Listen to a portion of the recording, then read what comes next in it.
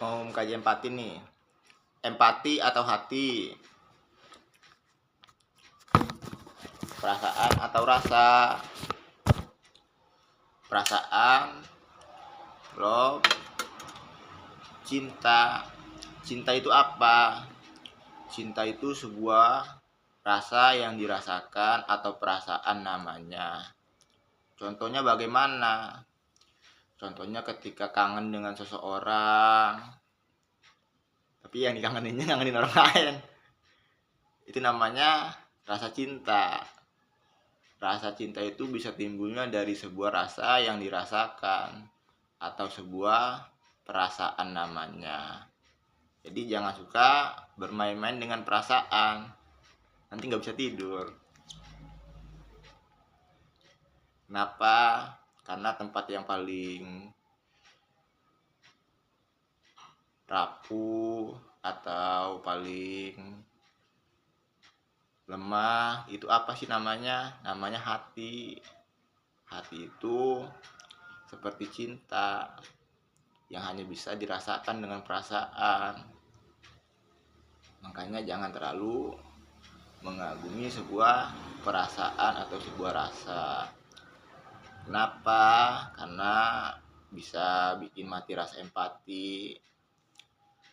Terus kalau jatuh cinta jangan sampai membenci dunia. Kenapa? Karena cinta itu diciptain untuk menghapuskan kebencian, bukan menciptakan kebencian.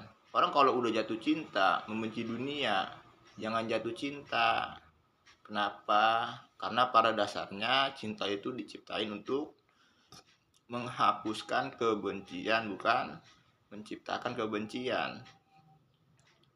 Yang mendewasakan itu apa? Cinta. Salah. Yang mendewasakan itu pelajaran. Kalau ingin dewasa harus belajar, jangan jatuh cinta, nanti terluka lagi. Itu intinya. Jadi mbak-mbaknya, mas-masnya, kalau ingin dewasa harus belajar, jangan jatuh cinta pengen dewasa.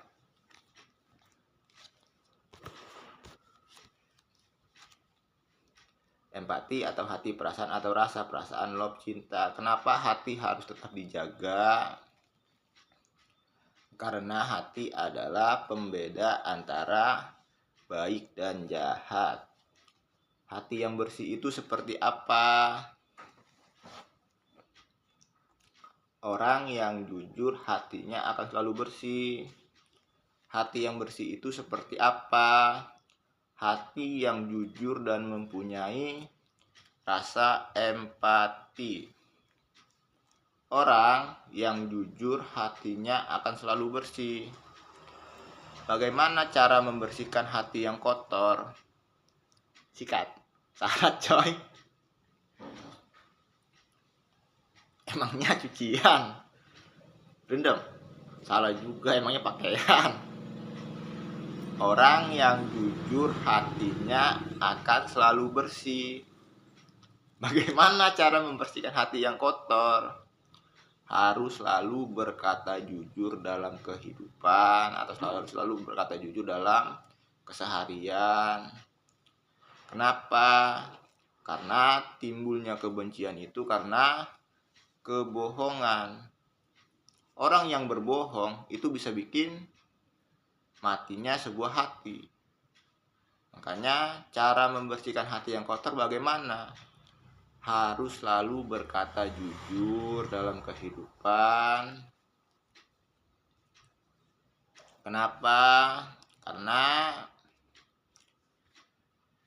timbulnya kebencian karena adanya kebohongan. Berbohong itu ada yang diperbolehin, seperti berbohong tentang rahasia intelijen negara, nggak apa-apa diperbolehin. Kenapa? Karena kalau jujur nanti akan ngerugiin dirinya sendiri dan akan ngerugiin orang lain juga. Jadi intinya bagaimana? Intinya nih,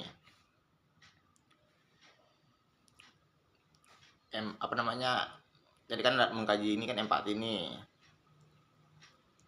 Karena orang yang jujur, auzubillahi minasyaitonirrajim, kalian semua Fir'aun. Itu rahmat Allah tuh. Orang yang jujur hatinya akan selalu bersih. Bagaimana cara membersihkan hati yang kotor? Hati yang kotor selalu berkata jujur dalam kehidupannya. Orang yang jujur hatinya akan selalu bersih. Jadi timbulnya kebencian itu karena kebohongan. Jadi intinya boleh berbohong. Berbohong yang diperbolehin itu kayak gimana? Berbohong yang enggak ngerugiin orang lain tapi ngerugiin diri sendiri. Contohnya kayak bapak-bapak nelayan atau ibu-ibu nelayan berbohong tentang hasil kerjanya. Diperbolehin apa enggak? Diperbolehin. Contohnya misalnya gini, habis pulang nih gajian pulang gajian dong, gajian dong. Terus datang sales-sales cakep, godain, pijit-pijitin. Saya udah punya istri, contohnya kayak gitu kan. Udah punya istri, padahal belum. Bohong kayak begitu boleh apa enggak? Boleh, diperbolehin. Kenapa? Karena nantinya kalau berkata jujur akan dimanfaatin sama orang lain.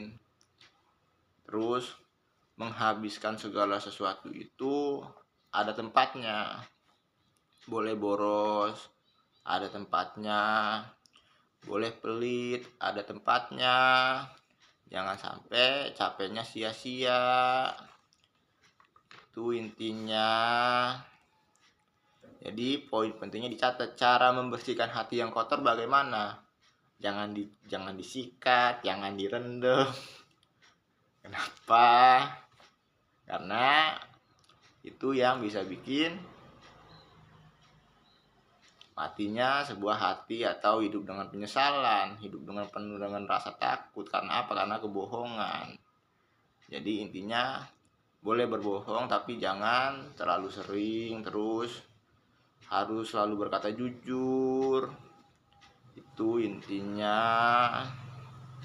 agar hatinya tetap bersih. Atau dalam keseharian itu harus selalu berkata jujur agar hatinya tetap bersih. Itu intinya. Terus semua kejahatan itu faktor dari kelalaian. Harus ada perjanjian yang tertulisnya. Udah ada perjanjian tertulisnya.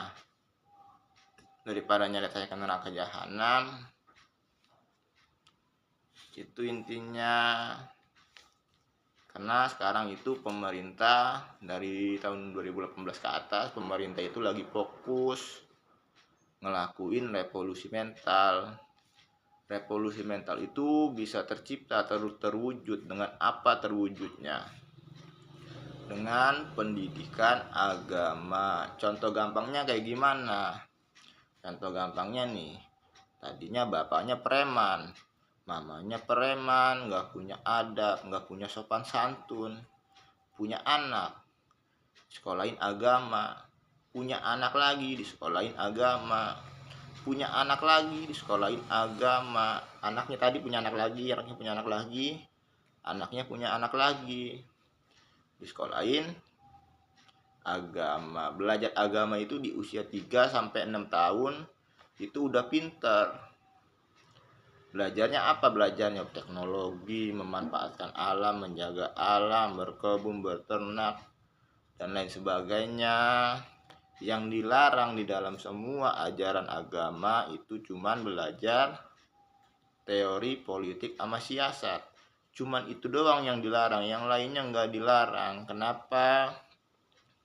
Karena itu perbuatan orang-orang yang licik atau orang-orang yang curang. Di mana tempat-tempat orang yang licik? Tempat-tempat orang yang curang? Di neraka jahanam. Itu makanya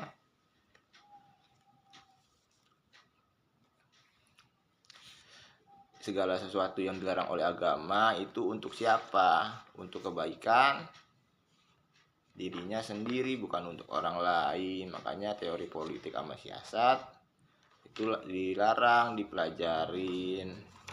Teori itu apa? Teori itu siasat. Siasat itu apa? Siasat itu suatu sistem mengetahui segala sesuatu sebelum terjadi atau merencanakan segala sesuatu sebelum terjadi. Itu intinya, makanya dilarang. Kalau udah dilarang sama agama, dijauhin aja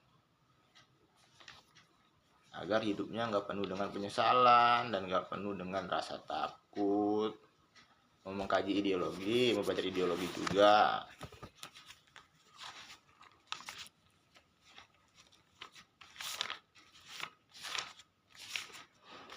Tadi kan udah diajarin jelas kan, bener kan? Di usia 3 sampai 6 tahun belajar agama. Jadi kalau orang tua kayak gimana kalau orang tua? Kalau orang tua jaga kelakuan aja biar anaknya yang ngelanjutin cita-citanya atau ngelanjutin keinginannya. Kenapa? Karena anak yang berkembang dengan teknologi itu jauh lebih pintar dibandingkan orang yang nggak berkembang dengan teknologi. Jadi jangan heran kalau generasi Z pada pinter-pinter banget karena berkembangnya dengan teknologi. Itu intinya. Belajar ideologi nih, tentang ideologi yang ada di dunia ini hanya ada dua, kapitalisme dan komunisme. Bedanya hanya satu, kalau kapitalisme meminta pendapat dari yang lainnya, kalau komunisme nggak meminta pendapat dari yang lainnya. Ideologi itu cuma itu doang. Bedanya minta pendapat dari yang lainnya sama nggak minta pendapat dari yang lainnya. Sistem ideologi yang diterapin di seluruh dunia, ideologi apa namanya? Namanya ideologi kapitalisme. Nggak ada yang komunisme. Kenapa? Karena semuanya masih minta pendapat dari yang lainnya. Dulu nih, kenapa bisa diizinin berdirinya suatu negara oleh pendiri bangsa Indonesia dan seluruh bangsa Indonesia? Kalau udah tahun 2018 atau dari dulu itu semuanya itu punya bangsa Indonesia. Itu intinya. Kenapa diizinin mendirikan negara? Karena ada agamanya, makanya diizinin mendirikan negara. Kalau nggak ada agamanya itu nggak bakal diizinin mendirikan negara. Makanya kalau belajar ideologi kayak begini aja, kapitalisme dan komunisme bedanya hanya satu, kalau kapitalisme meminta pendapat dari yang lainnya, kalau komunisme nggak meminta pendapat dari yang lainnya. Kayak ideologi liberalisme, marxisme, rasisme yang lainnya itu kayak gimana? Itu alat propaganda yang membuat perang saudara. Makanya ideologi yang ada di dunia ini hanya ada dua, kapitalisme dan komunisme. Bedanya hanya satu, kalau kapitalisme meminta pendapat dari yang lainnya, kalau komunisme nggak meminta pendapat dari yang lainnya. Kayak negara-negara yang dicap komunisme itu bagaimana? Itu capan doang. Semuanya itu kapitalisme, nggak ada yang komunisme. Masih minta pendapat dari yang lainnya apa enggak? Ya pasti masih minta pendapat dari yang lainnya. Makanya sistem ideologi yang diterapin di seluruh dunia ideologi kapitalisme.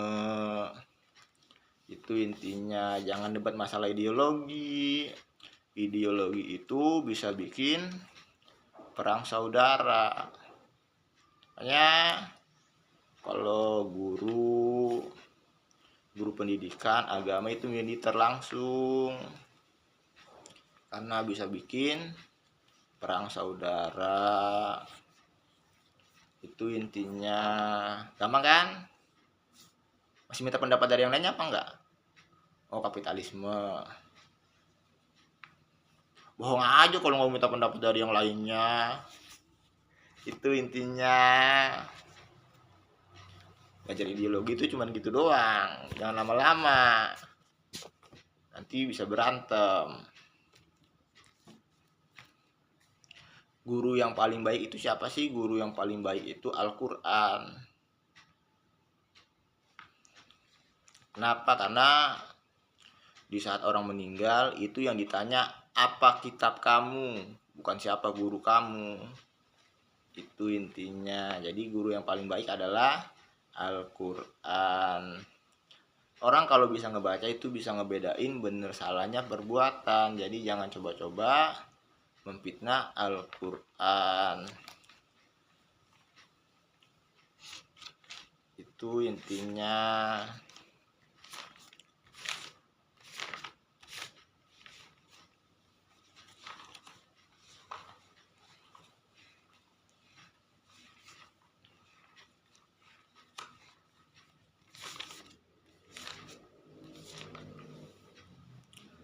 Apa bedanya tukang hasut dan tukang fitnah?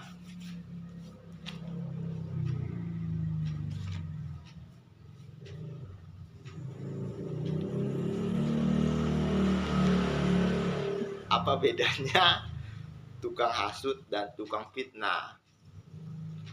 Tidak ada, sama-sama wajib dibunuh dan dikerangkeng agar tidak mengajarkan keburukan-keburukan kepada yang lainnya. Dan orang yang memuji orang lain secara berlebihan, apakah termasuk tukang hasut? Iya, benar sekali. Orang yang memuji orang lain secara berlebihan termasuk tukang hasut, wajib dibunuh dan dikerangkeng. Kalau nggak mau dibunuh, kalau nggak mau dikerangkeng, jangan ngehasut. Kenapa seperti itu undang-undangnya? Karena hasutan itu bisa bikin perang saudara, bisa bikin masyarakat membenci pemerintahan, pemerintahan membenci masyarakat. Tanda tangan dulu dong, enak aja. Siapa yang menyuruh? Ditonjok dulu, ditonjok. Kenapa? Karena ngehasut. Makanya kalau lagi ngasih pertanyaan atau melihat segala sesuatu yang keren, itu jangan suka ngebanding-bandingin satu sama lainnya. Itu masuknya dalam golongan orang yang ngehasut atau ingin memfitnah atau lain sebagainya. Masih mending ada yang disayat-sayat pergelangan sendinya. Kenapa? Karena nggak mau jujur, jangan berbohong. Kenapa? Karena hasutan itu bisa membuat pemerintahan membenci masyarakat, masyarakat membenci pemerintahan. Contoh gampangnya bagaimana? Contohnya kayak Pak Jokowi sama Pak Prabowo Subianto, lebih bagus Pak Jokowi. Terus pendukungnya Pak Jokowi nggak senang, terus pendukungnya Pak Prabowo juga nggak senang, jadi berantem gara-gara hasutan atau gara-gara pujian. Itu intinya. Ada dekinya ya. Lama kurungan tergantung dari kejujuran, jangan berbohong. Kamu tahu kan? Sayang dulu dong, sayang dulu. Sayang. Kamu tahu nggak? Pembunuhan aja ada yang dihukum mati. Kamu tahu kan? Pembunuhan ada yang dihukum mati. Menurut kalian nih, berbohong menimbulkan fitnah apa enggak? Bener, menimbulkan fitnah. Jadi intinya orang yang berbohong kalau dibunuh ya nggak apa-apa, nggak dosa. Ya makanya kalau nggak mau dibunuh jangan berbohong. Kenapa? Karena berbohong itu menimbulkan fitnah. Sedangkan fitnah lebih kejam dari pembunuhan. Pembunuhan aja ada yang dihukum mati. Sedangkan fitnah lebih kejam dari pembunuhan. Kalau nggak mau mati, jangan berbohong. Itu intinya. Mau disayang-sayang juga. Jangan, itu makanya jangan ngehasut, terus jangan suka ngebentur-benturin atau ngebandingin satu sama lainnya. Yang nunjuknya siapa? Yang nunjuknya kalau cowok, yang nunjuknya juga harus cowok. Kalau cewek, yang nunjuknya juga harus cewek. Jangan, itu intinya. Ya makanya kalau nggak mau ditonjok atau disayat-sayat pergelangan sendinya, jangan ngehasut atau ngebentur-benturin atau ngebandingin satu sama lainnya.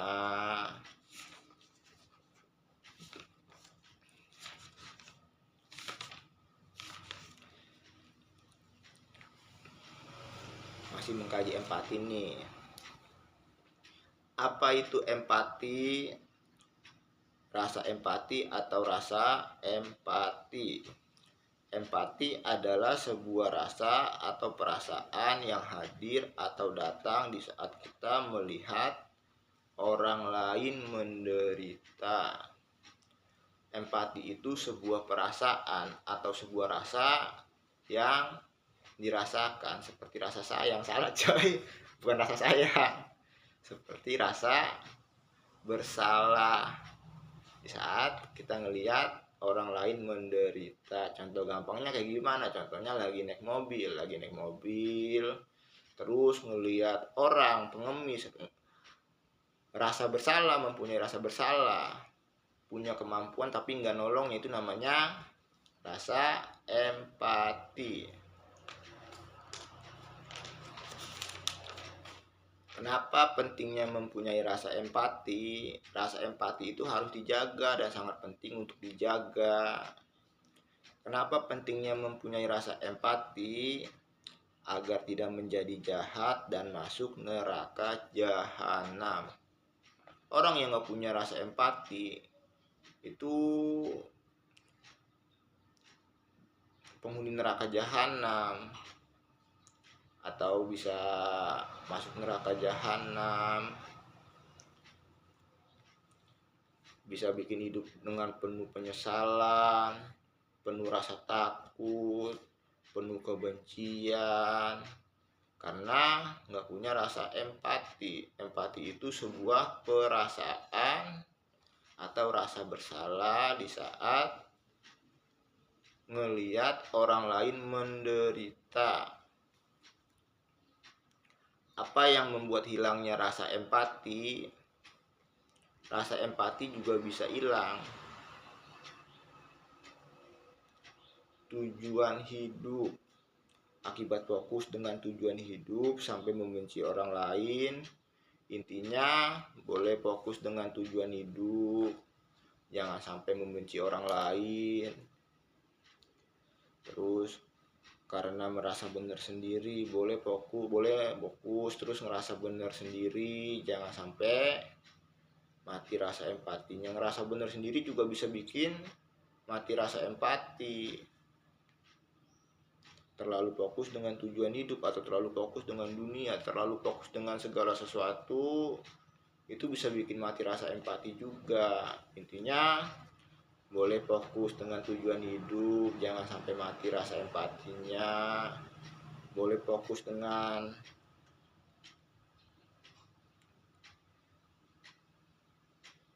segala sesuatu, jangan sampai mati rasa empatinya. Terus boleh membenci orang lain, jangan sampai mati rasa empatinya. Terus boleh merasa benar sendiri, jangan sampai mati rasa empatinya. Sebenarnya itu perbuatan yang bikin mati rasa empati, harus selalu dihindarin. Itu intinya. Kenapa rasa empati itu sangat penting untuk dijaga? Karena kalau sudah mati rasa empatinya, udah nggak bisa melihat kebenaran karena dipenuhi dengan kebencian. Benernya saja salah, apalagi salahnya. Seperti itulah hati yang mati.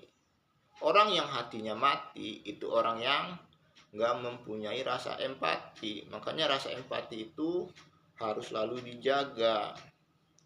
Makanya karena kalau sudah mati rasa empatinya, udah nggak bisa melihat kebenaran, karena dipenuhi dengan kebencian, benarnya saja salah, apalagi salahnya. Seperti itulah hati yang mati. Di morfologi bahasa Indonesia, katakan itu kata sambung. Makanya pentingnya mempunyai rasa empati itu seperti itu. Jangan sampai ingin maju dan berkembang sampai membenci orang lain dan menghalalkan atau melakukan berbagai cara hingga mati atau meninggal dengan penuh penyesalan. Seperti itulah hati yang mati. Hati yang mati itu hati orang yang enggak mempunyai rasa empati. Makanya rasa empati itu harus selalu dijaga. Membahas tentang sholat atau sholat, sembayang atau sembayang. Sholat atau sholat, sembayang atau siang sembayang itu diciptain oleh bokap sama nyokap saya. Agar apa? Agar manusia mempunyai atau orang mempunyai tujuan hidup. Agar orang mempunyai tujuan hidup. Makanya orang yang gak sholat, yang gak sembayang, akan seperti orang yang enggak mempunyai tujuan hidup. Hidupnya akan penuh dengan penyesalan, bisa bikin mati rasa empati juga. Itu kipas angin tuh, muter-muter aja. Itu ada tujuannya, ngasilin angin. Itu kipas angin. Lu hidup ngapain gak ada tujuannya? Makanya agama itu tujuan hidup. Orang kalau belajar agama jadi punya tujuan hidup. Hidupnya gak penuh dengan penyesalan. Itu intinya. Membahas tentang sholat atau sholat, sembahyang atau sembahyang, itu untuk diri sendiri, bukan untuk orang lain dan makhluk lainnya. Dan sholat atau sholat juga diciptakan agar orang mempunyai tujuan hidup dan agar hatinya tidak mati. Jadi orang kalau nggak sholat, nggak sembahyang, orangnya seperti yang nggak mempunyai tujuan hidup. Makanya minimalnya seminggu sekali sholat nggak apa-apa, yang penting ngejauhin larangan agama, nggak nyiksa diri sendiri, nggak nyiksa orang lain. Baru belajar sholat, baru belajar sembahyang. Di dalam semua ajaran agama itu yang paling penting itu satu nih. Pertama nih, kalau nggak bisa sholat, nggak bisa sembahyang, minimalnya ngejauhin larangan agama, nggak nyiksa diri sendiri, nggak nyiksa orang lain. Baru belajar sholat, baru belajar sembahyang. Itu intinya. Agama yang lurus agama apa namanya? Satu nih, Buddha aliran Al-Quran, Hindu aliran Al-Quran, 2 Hindu aliran Al-Quran, 3 Islam aliran Al-Quran. Makanya Al-Quran itu kitab sucinya semua ajaran agama. Itu intinya.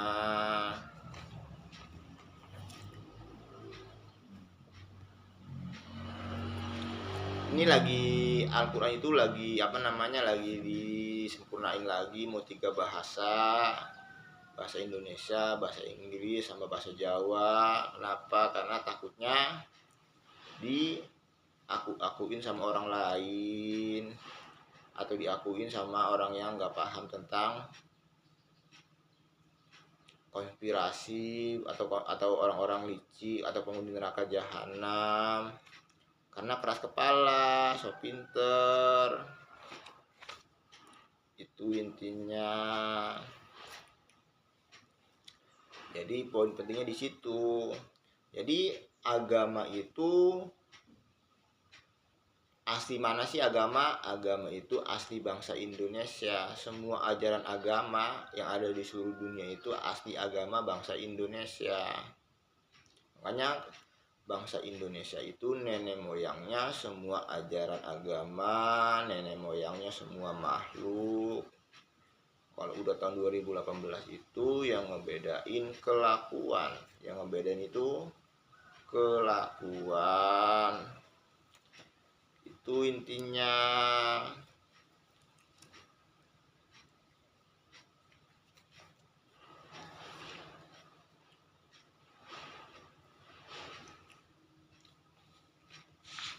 Saya setiap lagi berbicara itu pikiran saya dipermainin.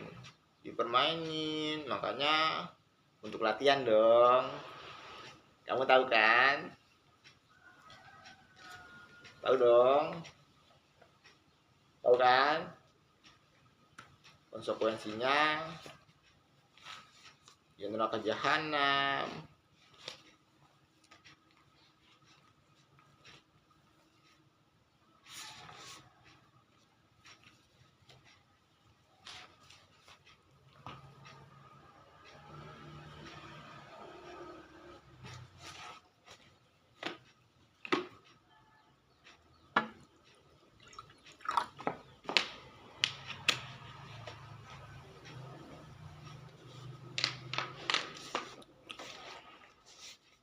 Yang sayang dulu lah. Kamu tahu kan, setiap penghuni neraka jahanam dimasukin ke dalam neraka jahanam, mereka akan saling ngelaknat satu sama lainnya. Kenapa? Karena ngebiarin orang lain ngelakuin kesalahan. Daripada nyeret gua ke neraka jahanam, kecuali ngelakuin pengeksekusian kepada orang-orang yang nggak ngelakuin perbuatan yang melanggar hukum baru salah. Kalau ngelakuin pengeksekusian kepada orang yang melanggar hukum itu nggak dosa. Itu intinya.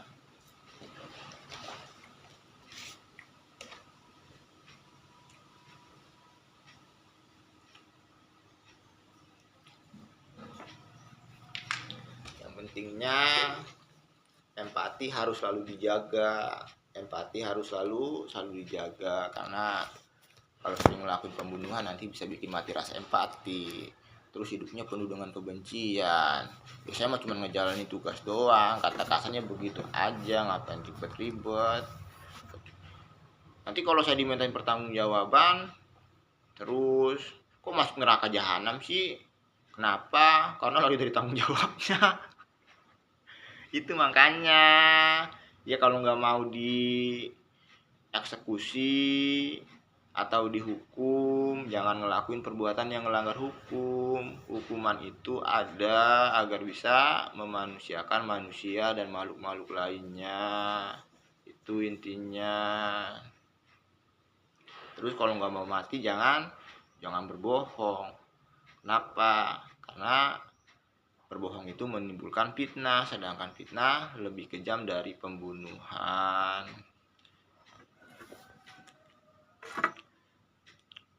Mite, udah bilang mite.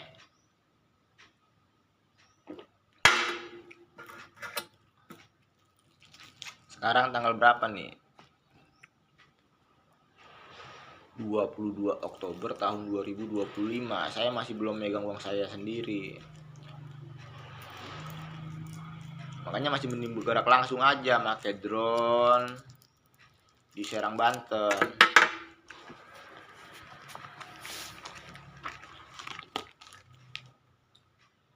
Lintang 6 Selatan 094716, bujurnya 106198 168. Nama asli kampungnya Ciwedus Kidul. Kalau di Google Map namanya Ciwedus Cianjur. Pasukan saya dari Semut, ngelakuin pembunuhan, bukan semut lagi.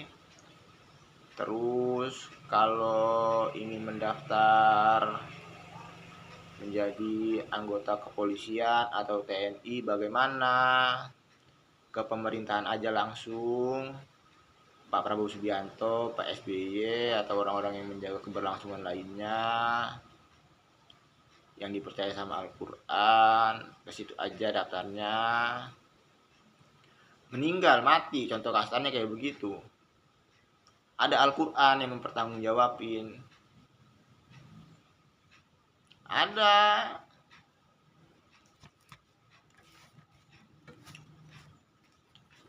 Itu intinya.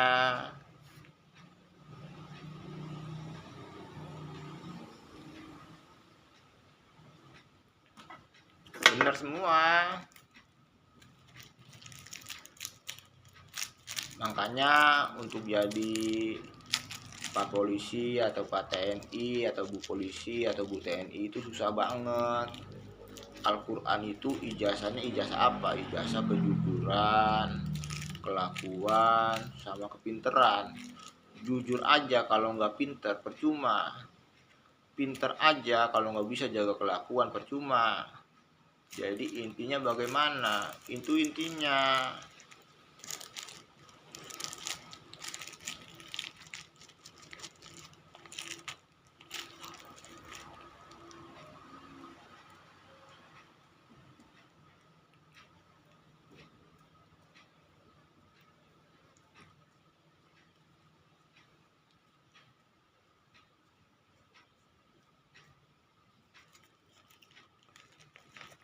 Sampai sekarang nih mereka masih bermain-main dengan pikiran saya. Jadi gimana pikirnya? Kan untuk latihan.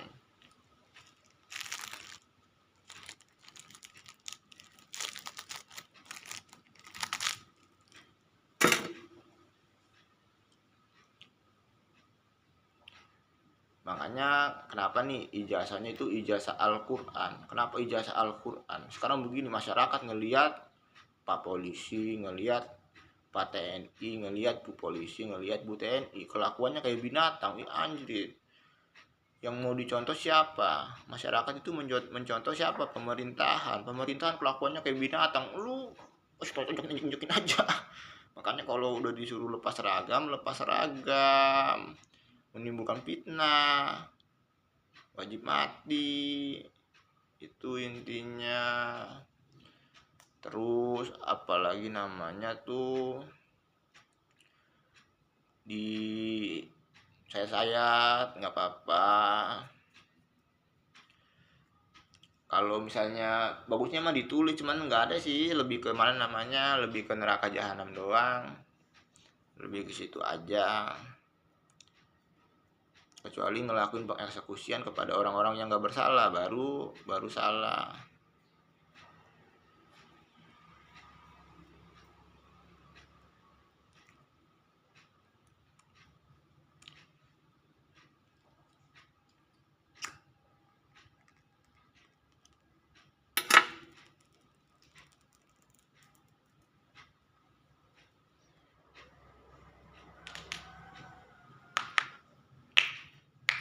Terus ini juga untuk bukti doang, untuk bukti juga. Nanti di neraka jahanamnya tuh jangan lempar-lempar kesalahan.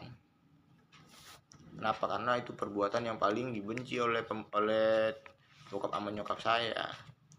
Kalian kan punya akal dan pikiran, udah tahu salah kok masih dilakuin. Kalian mau ngomong apa?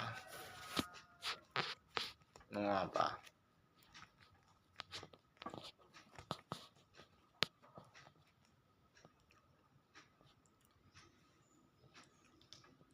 Mau ngomong apa coba?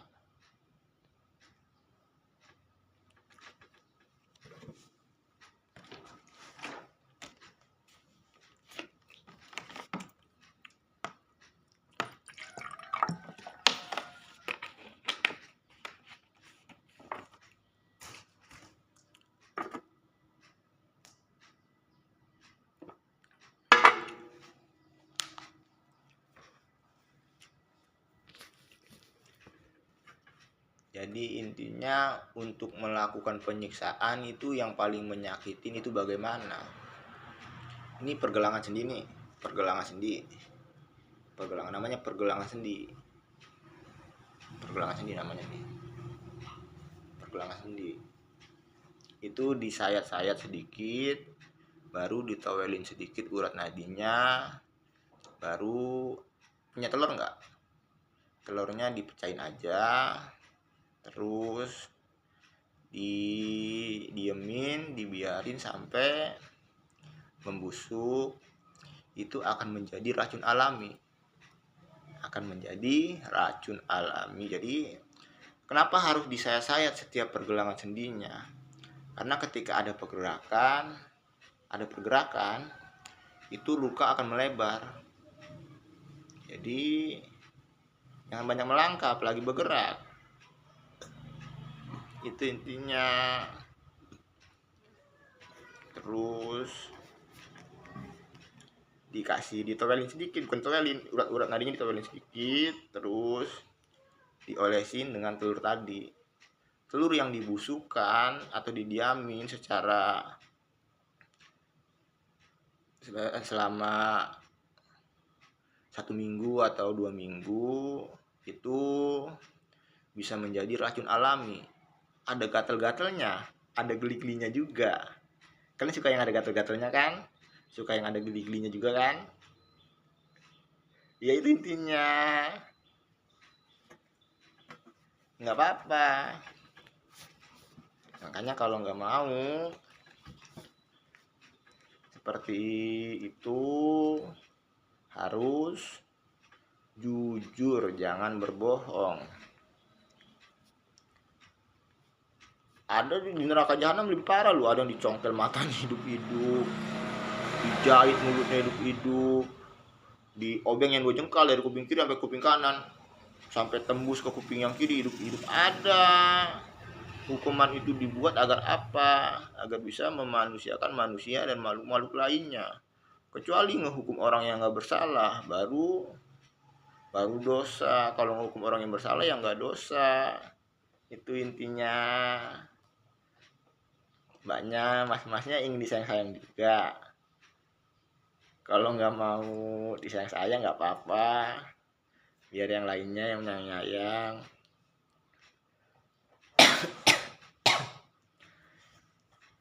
Ditanya serius nih Gung nih, udah nikah apa belum? Belum, masih lajang.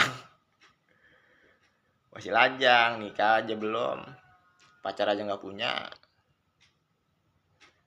Gimana mau nikah, gimana mau punya pacar, orang belum bekerja, mereka masih ngaku-ngaku juga sesuatu. Makanya untuk latihan aja nggak apa-apa. Penyiksaan, jangan yang lainnya ya asal gini aja lah, ngapain ribet-ribet. Ya kalau nggak mau kayak gitu, jangan ngelakuin perbuatan yang melanggar hukum. Terus jangan berbohong, terus sekolah. Metode pembelajarannya itu dikasih pertanyaan sama jawabannya langsung. Itu intinya sama aja, contohnya kayak waktu sekolah dasar kan, contohnya 1 tambah 1 sama dengan A 2, B 3, C 4. Bagaimana itu? Kayak begitu salah. Sekarang 1 tambah 1 sama dengan A 2, B 2, C 2. Oke, benar semua jawabannya. Kenapa benar semua jawabannya? Benar karena metode pendidikannya seperti itu, sama aja. Gak ada yang dirubah. Karena yang namanya kewajiban itu suka nggak suka, mau nggak mau, setiap warga negara itu wajib dididik oleh negaranya. Baru namanya kewajiban. Makanya orang tua mah jaga kelakuan aja. Karena pendidikan itu nggak sebentar, pendidikan itu lama. Orang yang gak berpendidikan itu menemukan jati dirinya baru bisa belajarnya di usia 40, 35 tahun ke atas sampai 40 tahun baru bisa belajar. Hampir sama cara berpikirnya sama orang yang berpendidikan. Itu intinya. Masih lajang, pacar aja gak punya.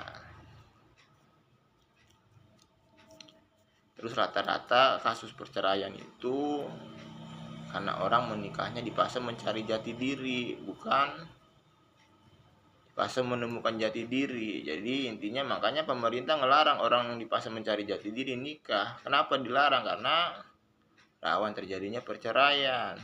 Terus jadi korban anaknya. Jadi korban anaknya membenci dunia. Ya Allah, kenapa hidup ini gak adil? Mana nih orang tuanya nih, ini sanggup bikin anak tapi nggak sanggup ngurus anak. Itu kata-katanya begitu. Makanya harus menemukan jati diri baru boleh nikah. Itu intinya.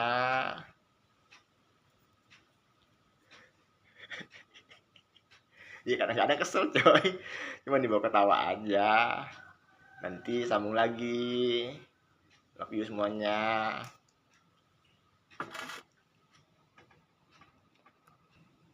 Sekarang tanggal berapa nih? Tanggal 22 Oktober tahun 2025. Tadi di pause sebentar.